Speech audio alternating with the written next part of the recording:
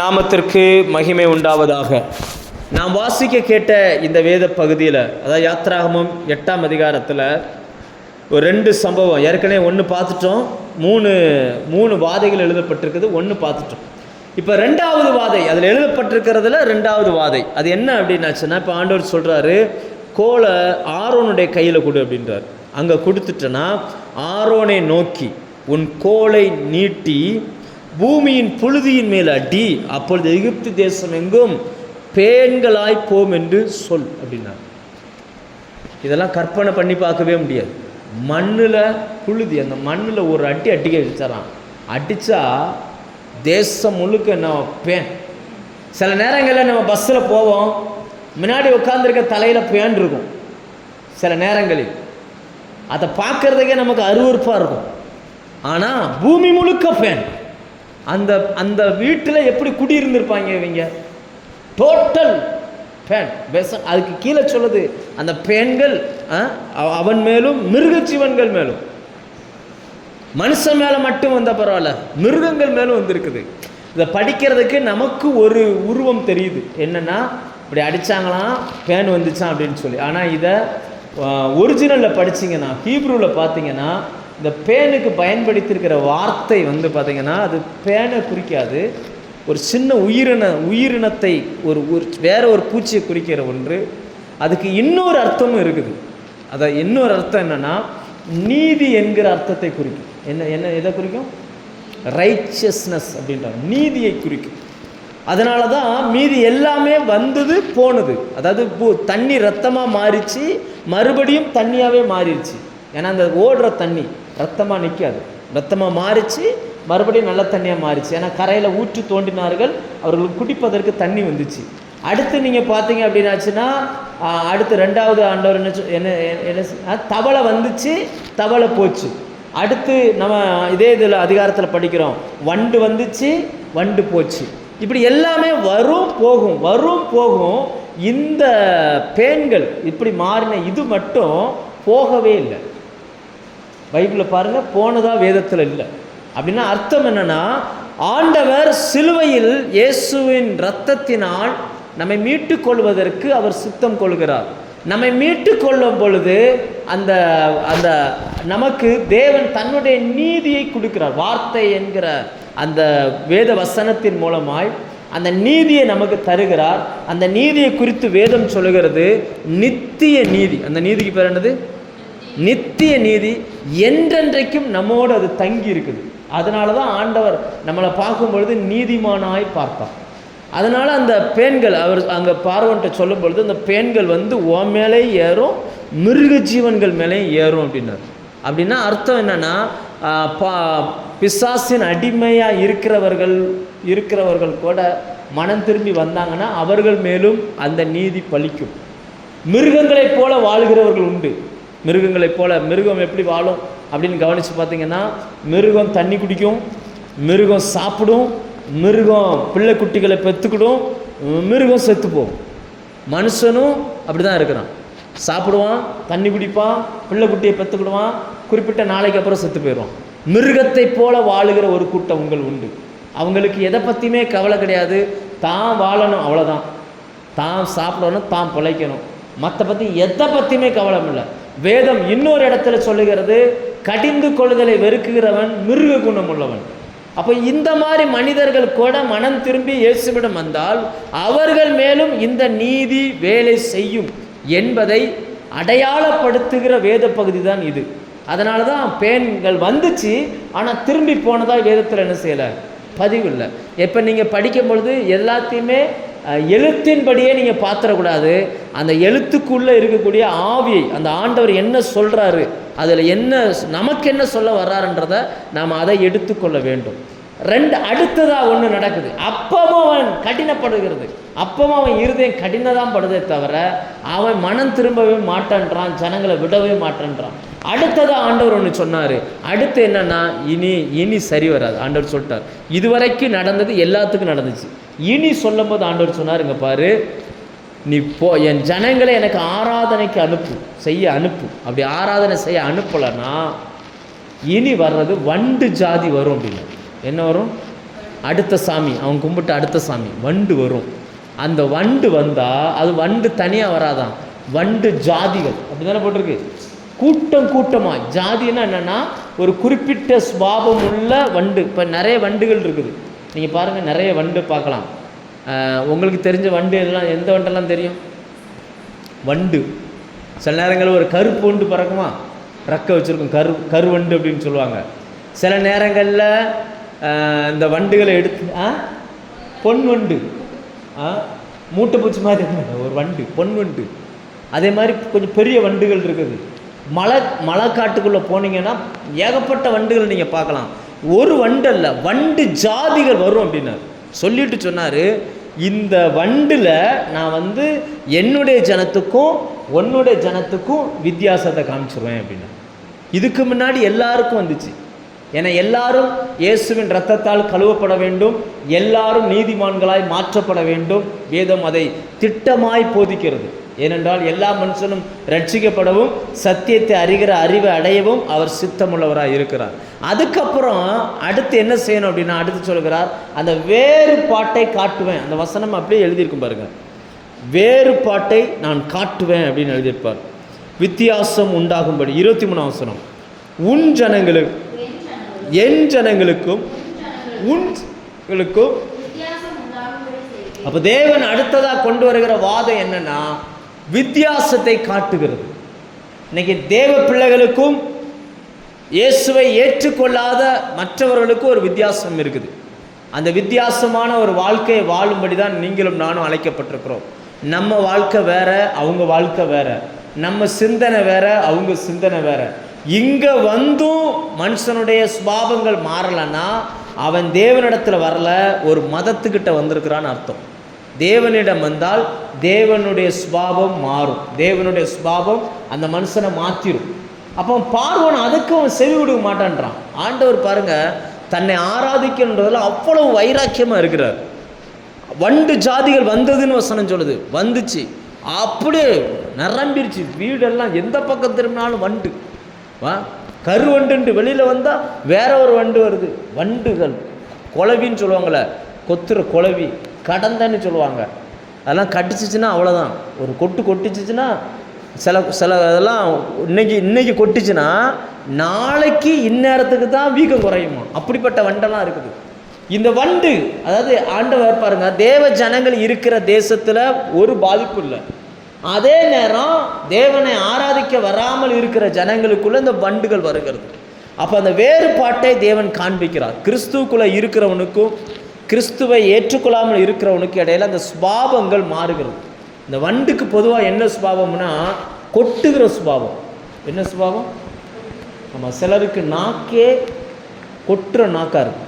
கொடுக்கு நாக்கு எப்படிப்பட்ட நாக்காக இருக்குது? கொட்டுற நாக்கு. இந்த வண்டு எப்படி கொட்டுமோ, சில நேரங்களில் தேனீச்சு கொட்டும் தெரியுமா, கொட்டுறது போல் சிலருடைய நாக்கு கொட்டுகிற நாக்காக இருக்குது. ஆனால் தேவ ஜனங்களுக்கும் மற்ற ஜனங்களுக்கும் இடையில் அந்த வித்தியாசத்தை கர்த்தர் வைத்திருக்கிறார். தேவனிடத்தில் வந்த மனுஷன் தன்னுடைய நாக்கில் அந்த விஷத்தன்மையை கொஞ்சம் கொஞ்சமாக குறைச்சிருவான். ஏன்னா அவனுக்குள்ளே மற்றவர்களை காயப்படுத்துகிற அந்த வார்த்தைகள் அவன் வாயில் வராது. ஆண்டவர் அப்படிப்பட்ட வார்த்தைகளை அந்த மனுஷனுடைய நாவில் வைக்க மாட்டான். அதுக்கு முன்னாடி அவன் அப்படி இருந்தாலும் கூட, நம்ம அப்போஸ்தலனாகிய பவுலை குறித்து நம்ம பார்க்கிறோம். 1 தீமோத்தேயுவில் அவர் எழுதுகிறார், 1ஆம் அதிகாரம் 17ஆம் வசனம் நினைக்கிறேன், என்னை உண்மை உள்ளவன் என்று எண்ணி இந்த ஊழியத்திற்கு அவர் அழைத்தார் அப்படின்னு சொல்லிட்டு அடுத்து சொல்லுகிறார், முன்னே நான் தூசிக்கிறவனும் துன்பப்படுத்துகிறவனுமாக இருந்தேன் அப்படின்றார். தூசிக்கிறவன், அதே நேரம் ஜனங்களை கொடுமைப்படுத்துகிறவன், துன்பப்படுத்துகிறவனாக இருந்தேன். நான் அறியாமையினாலும் அவிசுவாசத்தினாலும் அப்படி செய்தபடினால் இரக்கம் பெற்றேன் அப்படின்னு அவர் எழுதுகிறார். அப்போ தேவனிடத்தில் வந்திருக்கிற ஜனம் தேவனுடைய பிள்ளைகளாக நம்ம வாழ்கிறோம் அப்படின்னா, தேவ பிள்ளைகளாக இருக்கிற நாம் இந்த வித்தியாசத்தை ரொம்ப கவனமாக புரிஞ்சுக்கிடணும். இப்போ அப்படி பிரச்சனையை பார்த்த பிறகு இந்த பார்வோனுடைய இருதயம் என்ன செய்யுதுன்னா கலங்குது. உடனே கூப்பிட்றாங்க, வாங்க இங்கே வாங்க, இப்போ என்னையா செய்யணும் உங்களுக்கு, எதுக்கு இந்த வண்டு இப்படி நீங்கள் பண்ணிட்டு போயிட்டீங்களே, இப்போ என்ன பண்ணணும் அப்படின்னு சொல்லி அவர் கேட்குற ஆரம்பிக்கிறான். இதுக்கு முன்னாடி ஒரு முக்கியமான ஒரு சம்பவம் நடந்துச்சு. என்னென்னா, தண்ணி ரத்தமாக மாறும் பொழுது பார்வோனும் அதை செஞ்சான், அந்த மந்திரவாதிகளும் செஞ்சாங்க. அடுத்ததை தவளை வரும் பொழுது மந்திரவாதிகளும் தவளையை உற்பத்தி பண்ணாங்க, ஆனால் திரும்ப அனுப்ப முடியல. இப்போ அடுத்து பேன் வந்த உடனே அந்த மந்திரவாதிகள் ஒரு வார்த்தை சொல்கிறாங்க, இது தேவனுடைய விரல் அப்படின்ட்டாங்க. இது மனுஷனால் முடியாதுப்பா, இது தேவனுடைய விரல். வேதத்தில் தேவனுடைய விரல்னு எதை குறிக்குது அப்படின்னா பரிசுத்த ஆவியானவரை குறிக்குது. தேவனுடைய விரல் அப்படின்ற அந்த வார்த்தை. அவர் வந்தால் மட்டும்தான் நீதி உள்ள ஒரு வாழ்க்கையை இந்த பூமியில் நம்மால் வாழ முடியும். இதுக்கு அப்புறம் மந்திரவாதிகளை அந்த பார்வோன் தேடவே இல்லை. இப்போ டக்குன்னு மோசையும் ஆரோனையும் கூப்பிட்டு அவங்ககிட்ட கேட்குறான், என்ன செய்யணும்? இப்போ நீங்கள் ஆராதனை பண்ணணும், அவ்வளோதானே, ஒன்று செய்யுங்க, இருக்கிற இடத்துல ஆராதனை பண்ணுங்க அப்படின்றான். இன்றைக்கி பிசாசு நிறைய பேருக்கு ஆலோசனை கொடுக்குறான். இருக்கிற இடத்துல என்ன செய், வசனம் அப்படி தானே சொல்லுது, இருக்கிற இடத்துல டிவியை போடு, இருக்கிற இடத்துல டிவியை போடு, டிவியில் வரும், இருக்கிற இடத்துலையே ஜெபம் பண்ணு. இப்போ அப்போ திருவிருந்து எடுக்கிறதெல்லாம் எப்படி? இப்போ ஏன்னா மக்களுக்கு இது ரொம்ப சூப்பராக இருக்குல்ல, எங்கேயும் போக தேவையில்லை, இருக்கிற இடத்துல இருந்துக்கலாம், உட்காந்துக்கலாம், டிவியை பார்க்கலாம், செல்ஃபோனை பார்க்கலாம், இருக்கிற இடத்துல ஆராதிக்கலாம். அடுத்து அதுக்கு பதில் என்னன்னா, மோசை மூலமாக ஆவியானவர் பேசுகிறார். அப்படி கிடையாது, அது எகிப்தியனுடைய அருவருப்பான இடத்துல உட்காந்து நாங்கள் அதை பண்ண மாட்டோம். கர்த்தர் எங்களுக்கு நியமித்திருக்கிறபடி அவரை ஆராதிப்போம். இந்த வசனம் இருக்கா? நாங்கள் கர்த்தர் எங்களுக்கு என்ன சட்டம் கொடுத்திருக்கிறார்? அவர் நமக்கு ஒரு சட்டம் கொடுத்திருக்கிறார். தேவ பிள்ளைகள் கூடி வர வேண்டும். தேவ பிள்ளைகள் என்ன செய்யணும்? நல்லா புரிஞ்சுக்கோங்க. பைபிளில் 3 ஆலயம் சொல்லப்பட்டிருக்கு. ஃபஸ்ட்டு ஆலயம் அதாவது என்னன்னா, நீங்களே தேவனுடைய ஆலயம். நம்மளே ஆண்டவருடைய ஆலயமாக இருக்கிறோம். நமக்குள்ள நம்ம தனிப்பட்ட முறையில் பைபிள் படிக்கிறோம், தனிப்பட்ட முறையில் ஆராதிக்கிறோம், நமக்குள்ளே அவர் வாசம் பண்ணுகிறார். ரெண்டாவது என்னன்னா, இது பரிசுத்த ஆவியானவர் தங்குகிற ஆலயம். ரெண்டாவது, இப்படிப்பட்ட தனித்தனி ஆலயங்களாய் வாழுகிற மனிதர்கள் கூடி வரும் பொழுது, இயேசு சொன்னார், 2 பேர் 3 பேர் என் நாமத்தினாலே எங்கே கூடுகிறீர்களோ, அது எந்த நாமத்தினால கூடணுமா? இயேசுவின் நாமத்தினால. தனித்தனி ஆலயங்களாய் இருக்கிறவர்கள் கூடுகிற அந்த இடத்துல அவர் வருவார். யார் வருவாங்க? இயேசு வருவார். என் நாமத்தினாலே 2 பேர் 3 பேர் எங்கே கூடுகிறீர்களோ அவர்கள் நடுவிலே நான் இருக்கிறேன் அப்படின்னார். அப்போ தேவனுடைய நாமத்தில் 2 3 பேர் எண்ணிக்கைக்கு உட்பட்டவர்கள் கூடுகிற ஒரு கூட்டத்தில் இயேசு இருக்கிறார். இதைத்தான் வீட்டு ஜபங்கள், வீட்டு கூட்டுகைகள் அப்படின்னு சொல்கிறாங்க. 3வது ஒரு ஆலயம் வேதத்தில் எழுதப்பட்டிருக்கு. அது என்ன அப்படின்னாச்சுன்னா, இப்படி சின்ன சின்ன குழுக்களாய் அங்கேயும் இங்கேயும் இருக்கிறவங்கெல்லாம் சேர்ந்து மொத்தமாக ஒரு இடத்துல கூடுகிற இடத்துக்கு பேர் என்னன்னா, அது பிதாவை ஆராதிக்கிற இடம். பிதாவை தொழுது கொள்ளுகிறவர்கள் ஆவியோடும் உண்மையோடும் தொழுது கொள்ள வேண்டும். இது ஒரு பெரும் கூட்டமாய் வந்து கூடுகிற ஒரு இடம். இது தேவன் வைத்திருக்கிற நியமம். ஆனால் மனுஷன் என்ன பண்ணுறான்னா, அதனால தான் நிறைய பிரச்சனைனா, வெள்ளிக்கிழமை வீட்டு கூட்டம் வச்சா வீட்டு கூட்டத்துக்கு வரக்கூடிய ஆள் ஞாயிற்றுக்கிழமை சர்ச்சுக்கு வராது. அந்த ஆள் நினச்சிக்கிட்டு இருக்குது, நம்ம சர்ச்சுக்கு போயிட்டோம்ல, நம்ம தான் வீட்டு கூட்டத்துக்கு போயிட்டோம்ல. சில ஆள் சொல்கிறாங்கன்னா, வீட்டில் உட்காந்து ஜெபம் பண்ணேன். வேதத்தின்படி அது தப்பு, அருவருப்புன்னு ஆண்டவர் சொல்லுகிறார். சிலருக்கு வர முடியாது. சிலர் வீடுகளில் ரட்சிக்கப்படாத வீடுகளில் அவங்க மாட்டியிருக்கிறாங்க. அவங்களுக்கு அதுக்கு அனுமதி கிடையாது. வீட்டை விட்டு வெளியில் போக அனுமதி கிடையாது. அப்படிப்பட்டவங்களுக்கு பிரச்சனை இல்லை. ஆனால் கணவன் அனுமதி கொடுத்து பிள்ளைகள் பெற்றோராய் வருவதற்கு வாய்ப்பு இருந்தும் ஒரு கூட்டம் ஆராதனை கட் பண்ணுது, வீட்டில் உட்காந்து ஆராதிக்குது, செல்ஃபோனை பார்த்துட்டு ஆராதிக்குது, டிவியை பார்த்துட்டு ஆராதிக்குது அப்படின்னு சொன்னால் அவர்கள் அருவருப்பான ஒன்றை நோக்கி போய்கிட்டு இருக்கிறாங்க. ஆனால் கர்த்தர் அதை விரும்பவே இல்லை. அது வசனம் சொல்லுகிறது. பிசாசு சொல்கிறான், இங்கே இரு, எங்கேயும் போகாத, இங்கேயே உட்காந்து ஆராதனை பண்ண அப்படின்றான். அப்போனா நல்லா இருக்கும்ல. காய்கறி வெட்டிக்கிட்டே டிவி பார்க்கலாம், சிலர் படுத்துக்கிட்டே டிவி பார்ப்பாங்க இல்லையா? மனுஷனை சோம்பேறியாக்கு பிசாசினுடைய தந்திரம் இது. இந்த தந்திரத்துக்கு நிறைய ஊழியக்காரங்க உடன் போகிறாங்க. அதுதான் பெரிய விஷயம். ஏன்னா எல்லா ஊழியக்காரனுக்குமே தெரியும், சாயங்கால நேரங்களில் எல்லா சபையிலுமே ஆராதனை உண்டுன்னு சொல்லி தெரிஞ்சிருந்துமே சாயங்கால நேரத்தில் அவங்க ஒரு டிவியை ஓப்பன் பண்ணுறாங்க, வாருங்கள் நாம் எல்லாரும் சேர்ந்து ஜெபம் பண்ணுவோம் அப்படின்னு. அப்போ என்ன அர்த்தம்? நான் சபையை பாழாக்குகிறார்கள். ஸோ இது எல்லாமே மாறுது. இங்கே வேதத்தில் நம்ம பார்க்குறோம். ஆண்டவர் மோசே மூலமாக கர்த்தர் சொல்லுகிறார், ஒரு நியமம் இருக்குது, அந்த நியமத்தின்படி தான் நாங்கள் 3 நாள் பிரயாணமாய் போய் கர்த்தர் எங்களுக்கு என்ன நியமம் கொடுக்குறாரோ அதன்படி தான் நாங்கள் ஆராதனை செய்வோம் அப்படின்னு சொல்கிறான். அதுக்கு அவன் இன்னொரு காரணம் சொல்கிறான். ரைட்டு, ஒன்று செய்வோம், உங்களை நான் ஆராதனைக்கு அனுப்புகிறேன். என்ன வார்த்தை சொல்கிறான் பாருங்க, நான் உங்களை ஆராதனைக்கு அனுப்புகிறேன், எங்களுக்காக ஜெபம் பண்ணிக்கோங்க. ஆனால் நீங்கள் தூரமாக போக வேண்டாம். நீங்கள் என்ன செய்ய வேண்டாம்? ரொம்ப தூரமாக போக வேண்டாம். நீ போங்க, ஆனால் என்ன செய்ய வேண்டாம்? தூரமாக போக வேண்டாம் அப்படின்னு சொல்கிறான். எப்படி இருக்கு? படிக்கணுன்னா, ஸ்கூலில் சேர்க்கணுன்னா, படிக்கணுன்னா, காலேஜில் சேர்க்கணுன்னா, நல்ல காலேஜ் எதுன்னு கேட்டு விசாரித்து 1 மணி நேரம் 1.5 மணி நேரம் பஸ்ஸில் போனாலும் போயிட்டு வருவாங்களாம். சர்ச்சுக்கு வரணுன்னா மட்டும் என்ன செய்ய மாட்டாங்களாம்? அது தூரம் பாஸ்டர், உங்கள் சர்ச்சு தூரமாக இருக்குது. ஆஸ்பத்திரி போகணுன்னா இங்கேருந்து திருநெல்வேலிக்கு போகிறான், இங்கேருந்து வள்ளியூருக்கு போகிறான், இங்கேருந்து வேறு எங்கெங்கேயோ போகிறான். ஆனால் இங்கே வரணுன்னா பாஸ்டர் அது கொஞ்சம் தூரமாக இருக்குது பாஸ்டர், நீங்கள் இங்கே வந்துடுறீங்களா? நீங்கள் ஒரு ஆள் தானே, நீங்கள் ஒரு ஆள் வந்து வீட்டில் ஜெபம் பண்ணிட்டு போயிருங்க, நாங்கள் அங்கே எப்படி வர்றது? மனுஷன் கேட்குற கேள்வி. அதனால் அது என்னன்னா பிசாசுனுடைய தந்திரம். அதனால தான் அவன் பார்வோன்னு சொல்கிறாங்க பாருங்க, ரொம்ப தூரமாக நீங்கள் போக வேண்டாம், போங்க, ஆனால் என்ன செய்ய வேண்டாம்? ரொம்ப தூரமாக நீங்கள் போக வேண்டாம். ஆனால் கர்த்தர் சொன்ன 3 நாள் பிரயாணம் அன்னைக்கு வச்சது போல் நமக்கு இன்றைக்கி வச்சுருந்தாருன்னா நம்ம நிலவரம் என்ன ஆகிருக்கும்? 3 நாள் நடந்து தான் வரணும். வந்து உட்காந்து ஆராதனை பண்ணுன்னு சொன்னால் நம்ம எத்தனை பேர் ஆராதனையில் உட்காந்துருப்பாங்க? தடுக்கி விழுந்தா சர்ச்சு, தடுக்கி விழுந்தா சர்ச்சு, அதுக்கே வரமாட்டான், ஆப்ஷன் போட்டுருவாங்க. இப்போ இந்த லட்சணத்தில் 3 நாள் நடந்து வந்திருந்தால் நிலவரம் என்ன ஆகிருக்கும்?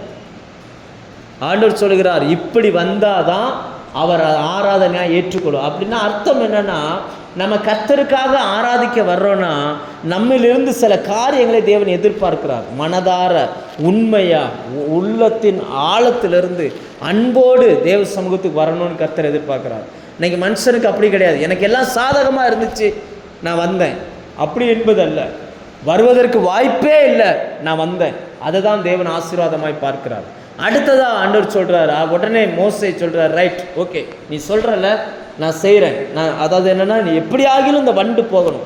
அவனுடைய நோக்கமெல்லாம் எப்படி ஆகிலும், நல்லா புரிஞ்சுக்கோங்க, பிசாசால் பாதிக்கப்பட்டவங்க உலகத்தில் வாழ்கிறவங்க அவங்களுக்கெல்லாம் ஒரு கஷ்டம் வந்துச்சுன்னா அவங்க சொல்கிற வார்த்தை என்னென்னா, எப்படி ஆகிலும் இந்த கல்லடப்பு மட்டும் சரியாகட்டும் பாஸ்டர், நீங்கள் ஜெபம் பண்ணுங்க.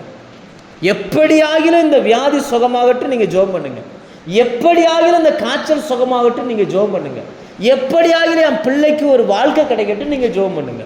எப்படி ஆகிலும் எனக்கு ஒரு வேலை கிடைக்கட்டும், நீங்கள் ஜெபம் பண்ணுங்க. நோக்கமெல்லாம் நமக்கு ஃப்ரீயாக ஆகணும், அவ்வளோதான். அதுதான் பிசாசின் தந்திரம். இந்த தந்திரத்தில் நிறைய விசுவாசிகள் சிக்கி கொண்டார்கள், நிறைய பேர் இதில் சிக்கிட்டாங்க. இவைகளை வேதம் நமக்கு முன்னாடி காட்டுகிறது. மோசே ஜெபிக்கிறார், அந்த வண்டுகள் அவங்கள விட்டு நீங்கி போயிடுச்சு. இப்போ வண்டு இல்லாத ஒரு தேசமாயிடுச்சு. ஆனால் வேதம் சொல்லுகிறது, கர்த்தர் சொல்லி இருந்தபடி மோசேனுடைய இருதயம் மன்னிக்கவும் பார்வோனுடைய இருதயம் கடினப்பட்டது. ஏன்னா அவன் காரணம் சாக்கு போக்கு சொல்கிறான்ல, ஆராதனைக்கு போனால் உட்காந்து ஆராதனை பண்ணுங்கன்றான். நிறைய நம்ம ஆளுகளை எவ்வளோ சாக்கு போக்கு சொல்கிறாங்க. ஏன் சர்ச்சுக்கு வரல? நிறைய காரணம் சொல்கிறான். ஏன் ஆராதனைக்கு வரல? நிறைய காரணம் சொல்கிறாங்க. நமக்கு தெரிஞ்ச ஒரு பிரதர் ஒரு 7 வாரம் வந்துக்கிட்டு இருந்தார், இப்போ வரல. ஃபோன் பண்ணி ஏன் வரல அப்படின்னாச்சுன்னா, இடையங்குளத்தில் சிஎஸ்ஐ சர்ச்சு முடிய லேட் ஆகுது, அதுக்கு இதுக்கு என்ன சம்மந்தம், நான் அங்கே தானே போய்கிட்டு இருக்கிறேன், அப்போ இங்கே வந்தது எனக்கு பொண்ணு பார்த்து தருவீங்கன்ற நினைப்பில் நான் இங்கே வந்தேன் அப்படின்னு. அவர் சர்ச்சு அதுவும் அங்கே போவாராம், அங்கே காணிக்க கொடுப்பாராம், அங்கே முடிச்சுட்டு இங்கே வருவாராம். அவருக்கு பொண்ணு யார் பார்க்கணுமா? இதெல்லாம் ரொம்ப அநியாயமா இல்லை? ஆண்டவர் மன்னிப்பாரா இதெல்லாம்? அடுத்து ஆலய காணல, எதுக்காக சொல்? நிறைய இந்த மாதிரி நிறைய காரணங்கள், நிறைய சாக்கு போக்கு. ஞாயிற்றுக்கிழமை தான் சம்பளம் வாங்கணும், ஞாயிற்றுக்கிழமை தான் பிள்ளை அழுவும், ஞாயிற்றுக்கிழமை தான் ஆஸ்பத்திரி, ஞாயிற்றுக்கிழமை தான் வேலை, ஞாயிற்றுக்கிழமை தான் அங்கே போனேன் இந்த இங்கே போனேன், 1000 சாக்கு போக்குகள். ஆனால் வேதம் சொல்லுகிறது, கர்த்தரை ஆராதிக்கணும்னா நீ நடந்து வரணும், அவர் சொல்லுகிற நியமத்தின்படி ஆராதிக்கணும். ஆண்டவர் அது ஸ்ட்ரிக்டாக சொல்லுகிறார். தேவன் அந்த வேறுபாட்டை காண்பிக்க விரும்புகிறார். இன்றைக்கி அந்த வேறுபாட்டின் வாழ்க்கையை நீங்களும் நானும் வாழ வேண்டும் என்று ஆண்டவர் ஆசைப்படுகிறார்.